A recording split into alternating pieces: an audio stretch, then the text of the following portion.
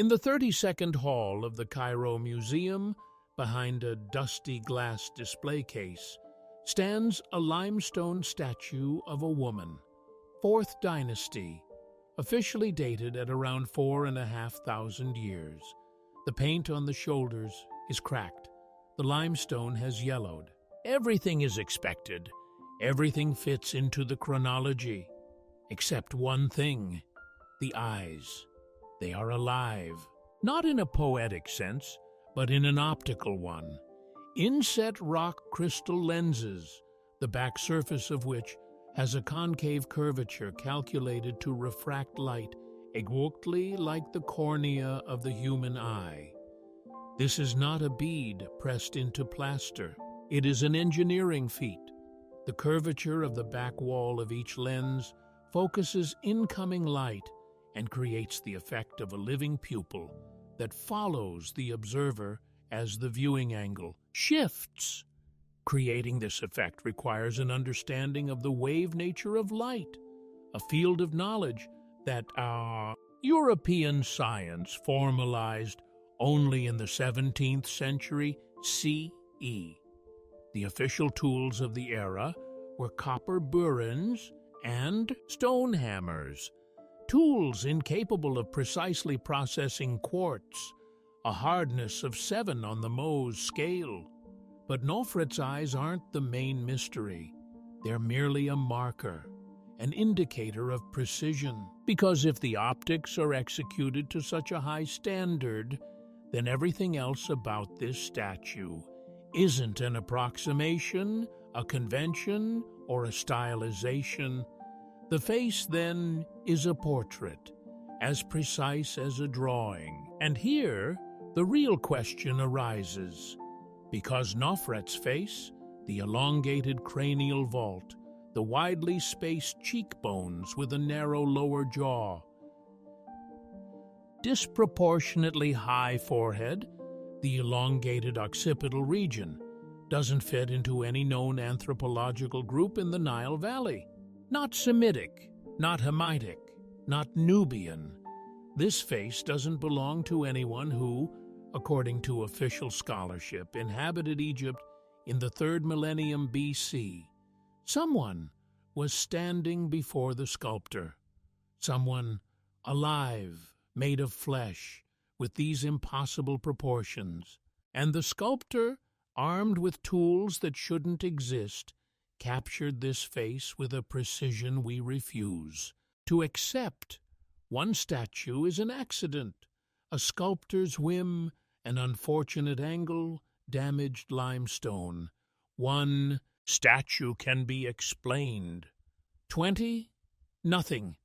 Rahotep, the same hall, the same dynasty, the same impossible skull geometry. The parietal bone is elongated posteriorly by a distance that exceeds the normal range for any population of Homo sapiens. Hemiun is Khufu's nephew, the supposed architect of the Great Pyramid. His seated statue in the Romer Museum displays a massive cranial vault in which the ratio of brain case to facial height exceeds the standard by more than 20%. Ankaf is a bust from Giza, now in Boston. The same pattern? High vault, narrow chin, prominent occipital lobe. This is not a single artist or a single workshop. These are different sculptors, different materials, different decades. But the morphotype is the same. Egyptology answers this with the word canon. The ancient Egyptian canon of representation is a set of proportional rules followed by every artist. A convenient explanation that, upon closer inspection, explains the exact opposite of what it purports to explain. Because a canon is not a fiction. A canon is a standard, a system of description that is copied from something, from some standard, from some body. And if the canon, over the course of 1,500 years, reproduces the same in human proportions, elongated skull, an exorbitant volume of the parietal region, a neck with an angle atypical for an upright human. Then the standard existed, not in the imagination of a priest, in reality. The statue of copper, known as the village headman, is noteworthy in this context. It is the only large portrait from the Old Kingdom whose face approximates the typical anthropometry of the indigenous population of the Nile Valley, round, soft, without cranial anomalies. And it is this statue that stands out from all the others. It was as if the sculptor had depicted an ordinary person for the first time, and was surprised by how different he looked from those he was accustomed to depicting.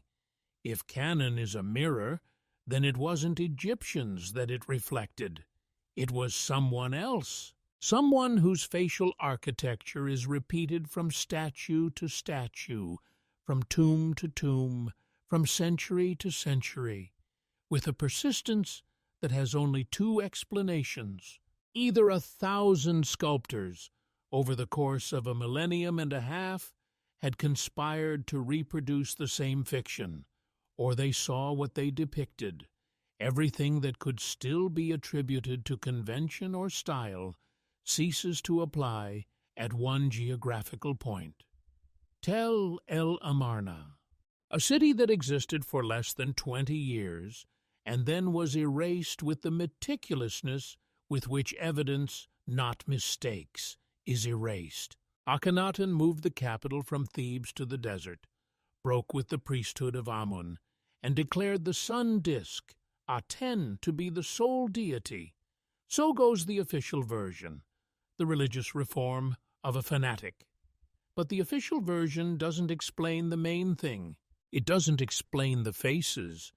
Akhenaten's colossal statues from the Temple of Aten at Karnak are not stylization.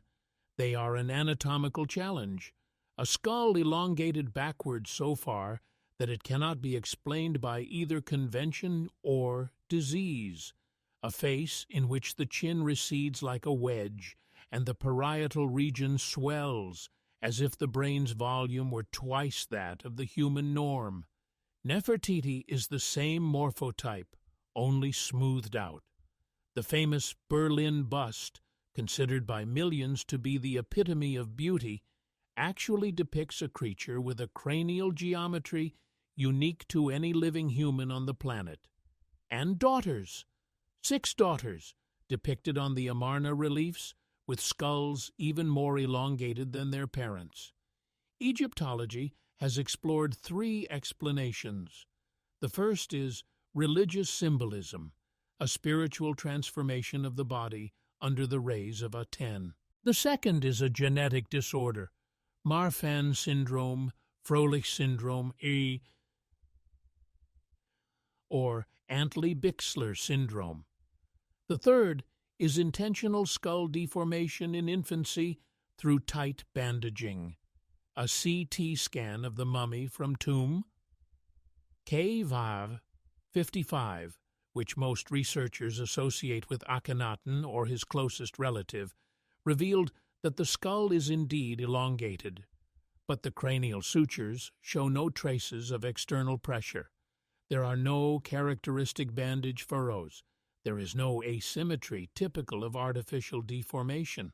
The bone grew in this direction on its own. It's not a disease. A disease doesn't reproduce with identical geometry in 4 consecutive generations of a single family.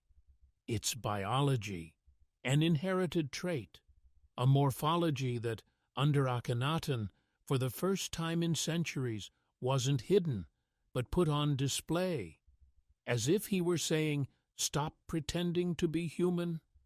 And the answer was not long in coming. The 19th dynasty destroyed Amarna methodically, stone by stone. Akhenaten's name was excised from every cartouche.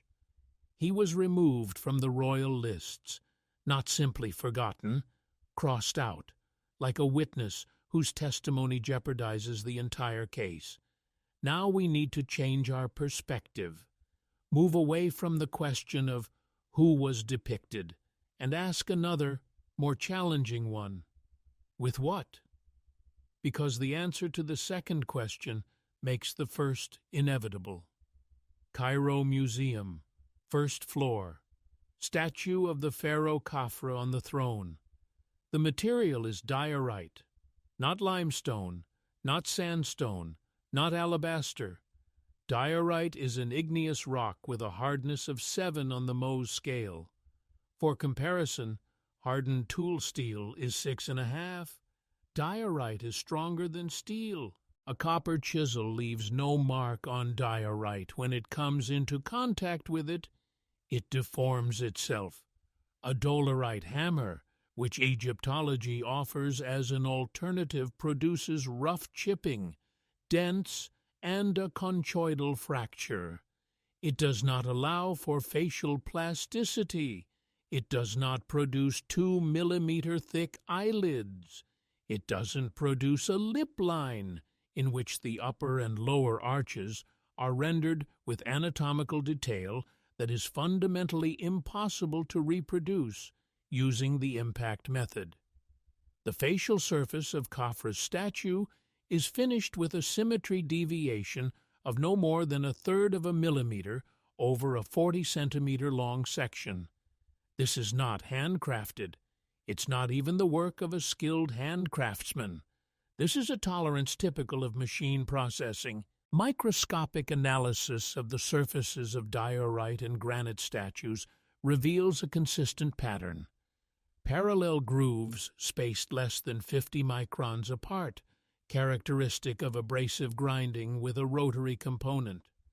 The abrasive grain size is less than 40 microns, which corresponds to modern industrial micropowder.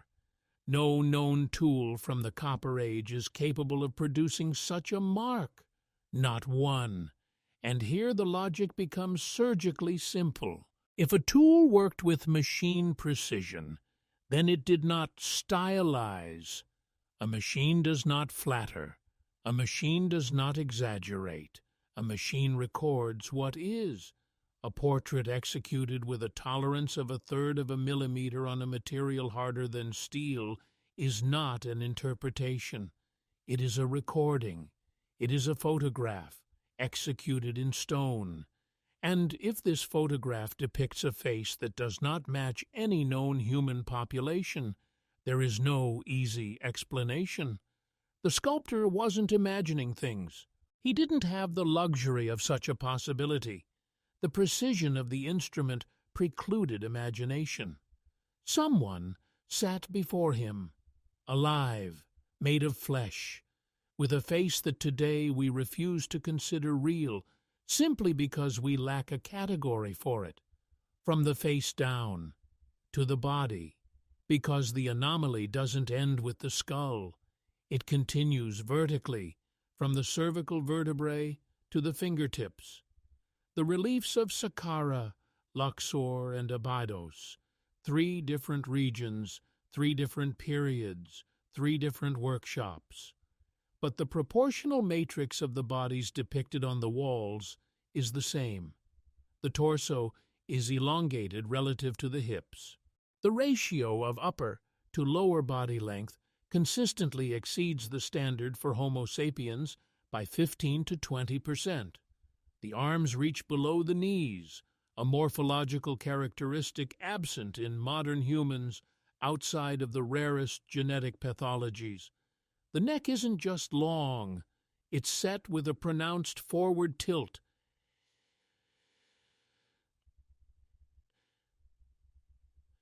Would constantly strain the human cervical vertebrae, and the fingers are a separate detail that for some reason no one discusses.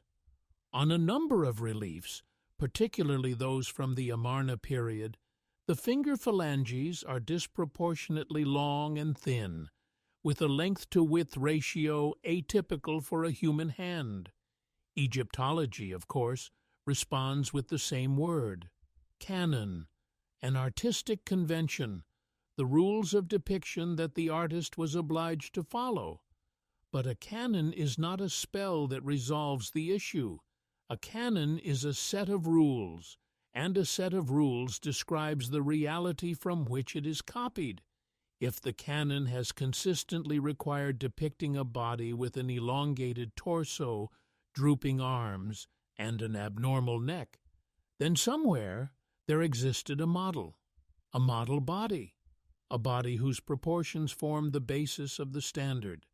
And here's the curious thing. If you take these proportions, a height of about 220 to 250 centimeters, an elongated torso, an enlarged cranium, a displaced center of gravity, and try to find a container for such a body, the standard Egyptian sarcophagus will prove hopelessly small. A human coffin is unsuitable for a non-human body. But in Saqqara, underground, stand 24 granite boxes, the dimensions of which are unsuitable for either a human or a sacred bull. However, they are suitable for the body depicted on the walls, just as a glove fits the hand for which it was made. Saqqara, a plateau south of Giza, sun-baked to a bone-white finish. Beneath the surface lies a tunnel, long, low, carved into the bedrock. The air inside is still and smells of something unnameable, not damp, not dust, but time itself. Niches line both sides of the corridor. In each niche is a granite box, 24 boxes, each weighs up to 70 tons. The lid is a single monolith weighing up to 30 tons. The material is Aswan granite, and in some cases, black basalt, a rock that is unforgiving. Each box is carved from a single block, not assembled, not glued, not fitted together from fragments, carved. The interior walls are flat, with a tolerance of less than 0.02 of a millimeter. This means that if you place a perfectly straight, meter-long ruler against the inner surface, the gap between the ruler and the granite will not exceed the thickness of a human hair divided by 3. The angles of the internal cavities are 90 degrees, not approximately, not about, 90, verified with a laser level, and the deviation lies outside the measuring instrument's margin of error. The lids are fitted to the housings so that when lowered, air escapes slowly, like from a syringe. That's how precise the contact between the surfaces is. This is a seal achieved in modern mechanical engineering during the manufacture of vacuum chambers. The official version, the burial of sacred Apis bulls. Ritual burials performed by priests in honor of the god Ptah. This version persisted for a century and a half, and in that time it hasn't answered any of the following questions. Why were the remains of a bull not found in any of the boxes? Why were the interior surfaces polished to optical quality, an operation utterly pointless for a tomb? Why was the ceiling so tight that it prevented air from entering, if the goal was to bury organic matter that would decompose anyway? And why are the dimensions of the internal cavities, 3.8 meters long, 1 meter 30 wide, 1 meter 80 high, not consistent with the proportions of a human body, nor with the dimensions of an adult bull? It's too wide and too tall for a human.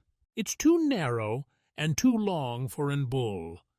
The container doesn't fit any known content. It fits something else.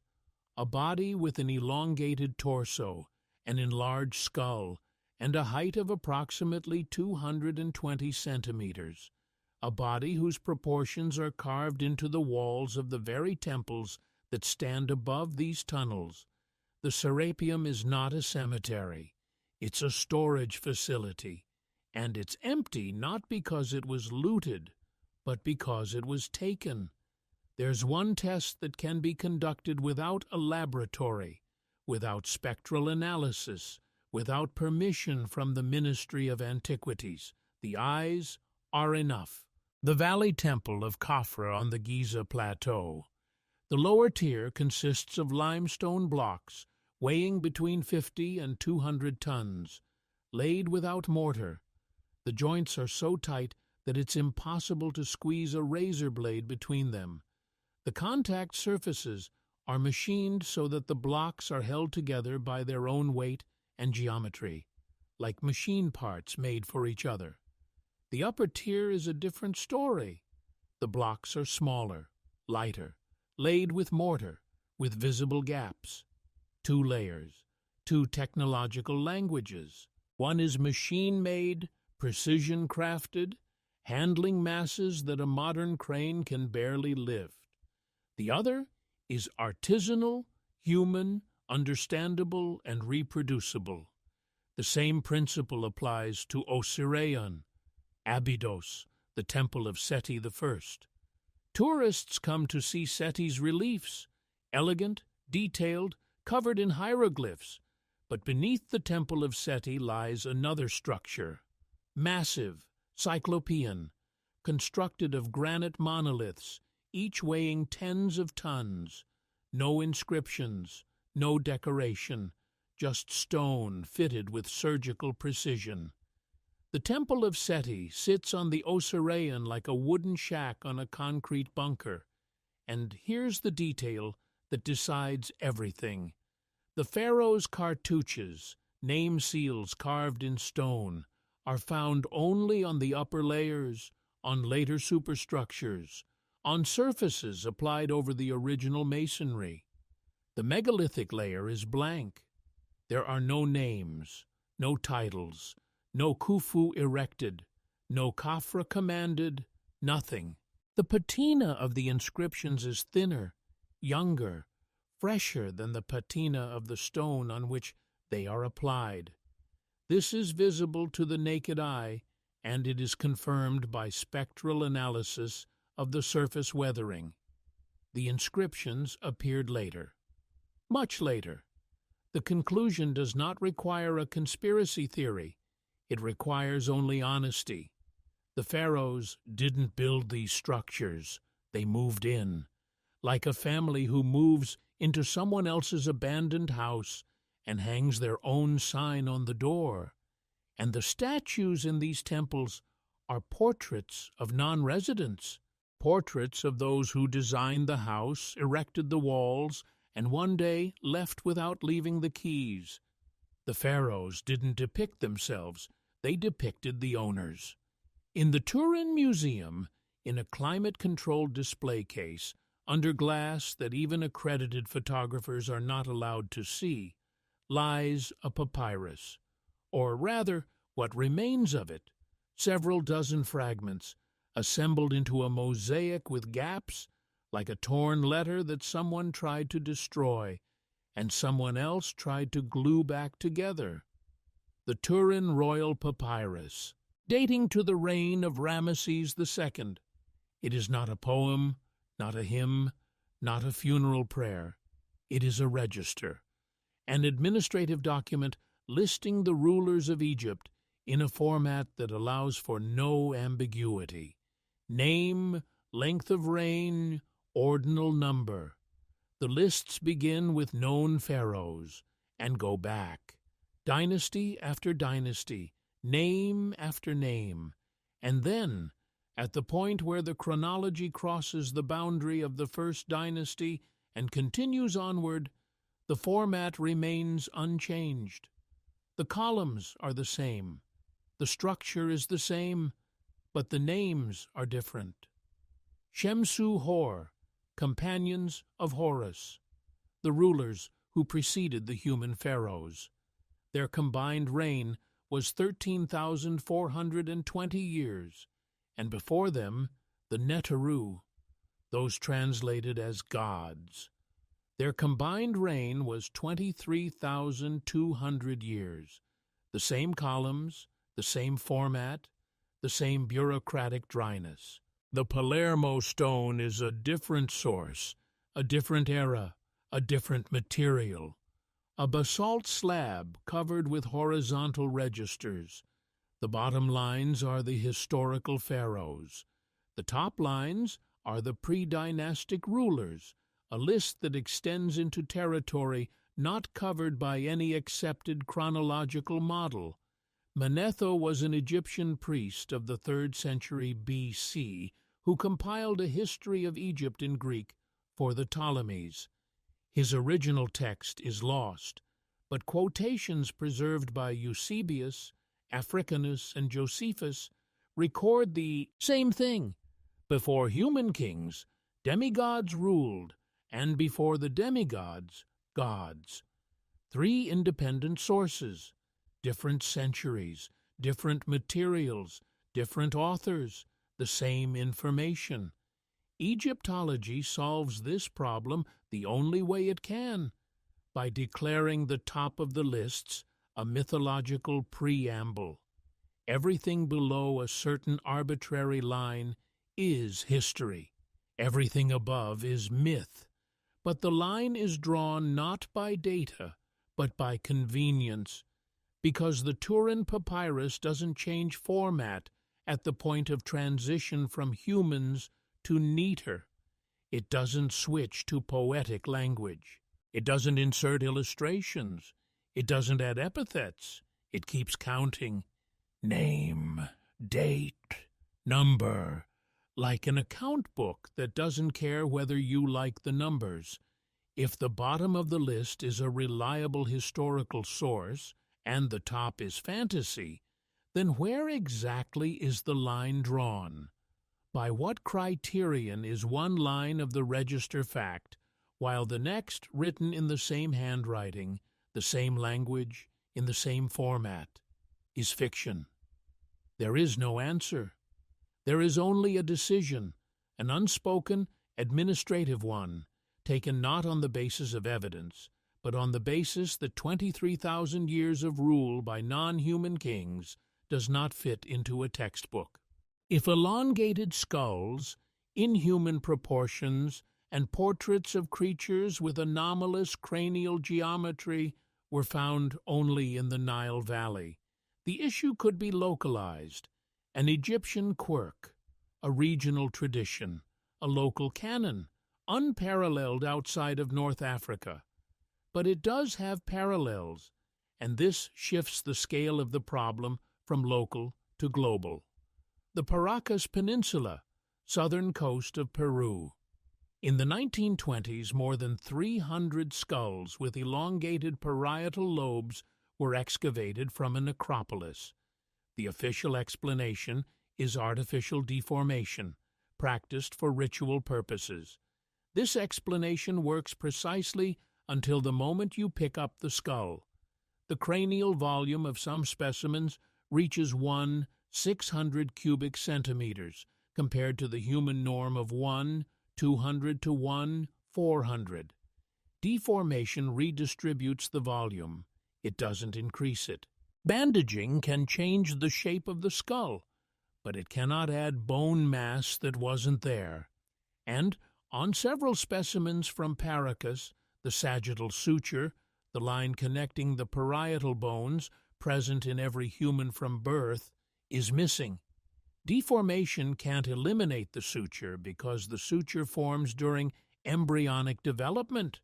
Its absence isn't a cultural modification. It's a different biology.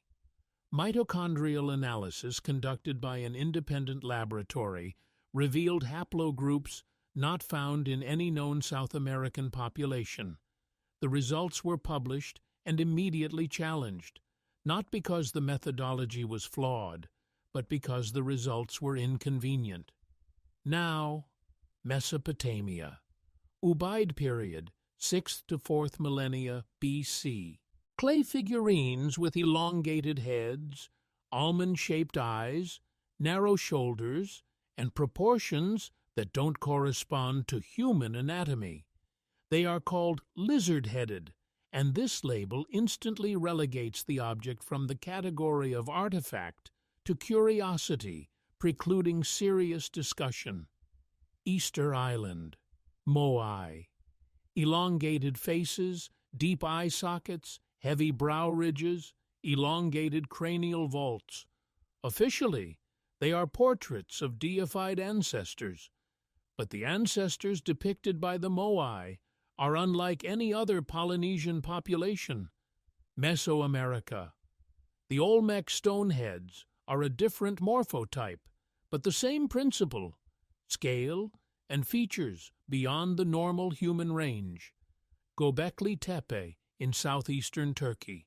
T-shaped columns with relief images of creatures whose anatomy defies zoological classification. Everywhere, the same signature. Not a similar style, not a parallel evolution of artistic techniques, but the same set of deviations from the human norm, reproduced independently by civilizations that, according to official history, had no contact with each other. Egyptology explains its own. Sumerology explains its own. Mesoamerican studies explains its own. Each discipline is locked in its own corridor and doesn't see that the corridors lead to the same room, a room where the same faces are painted on the walls. There's a word that functions as a door lock in archaeology. It doesn't open, it closes. This word is ritual, a granite box with optically polished interior walls and a flatness tolerance of less than 0.02 of a millimeter is a ritual sarcophagus. A crystal lens with a calculated refractive index is a ritual amulet. An underground complex with sealed, industrial-grade chambers is a ritual burial. A list of rulers whose chronology extends beyond the Holocene is a ritual preamble. The word doesn't explain any of these objects. It does something else. It shuts down the investigation. Once an object is labeled ritual and symbolic or ceremonial, the question of its engineering purpose is dropped, not because it's answered, but because the very question is deemed irrelevant. The mechanism works flawlessly and requires no conspiracy. No one gathers in a secret room and decides what information to hide. It's all simpler and therefore more frightening. The scientific peer review system is designed so that research that doesn't fit into the accepted paradigm fails, not because it's flawed, but because the reviewers themselves are shaped by that paradigm. An article that describes the Serapeum box as a precision resonance chamber will not be published in any peer-reviewed journal, not because of factual errors, but because of a violation of the category. The Cairo Museum holds thousands of objects in its storerooms that are not on display. Skulls from pre-dynastic burials with brain case volumes 15 to 20% larger than the modern average. Figurines with proportions that don't match any anthropological database. Reliefs depicting sequences of actions that, when interpreted from an engineering perspective, describe not prayer, but a technological process. None of these objects are prohibited. They are not classified. They're simply not on display because there's no showcase for them.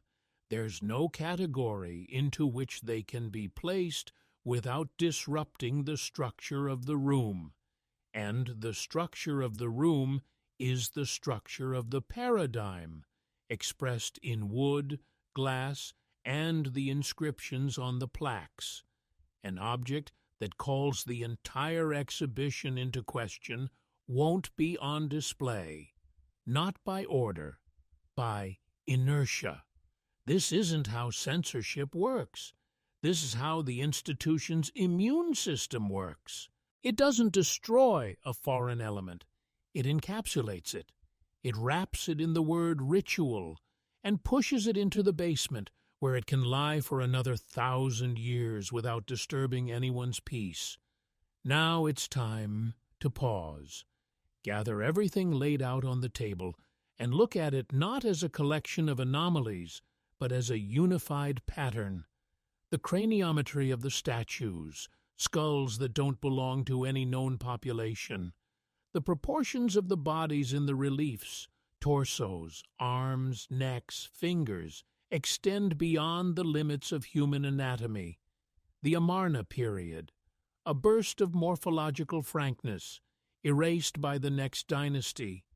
Diorite portraits, executed with machine-made precision that excludes stylization.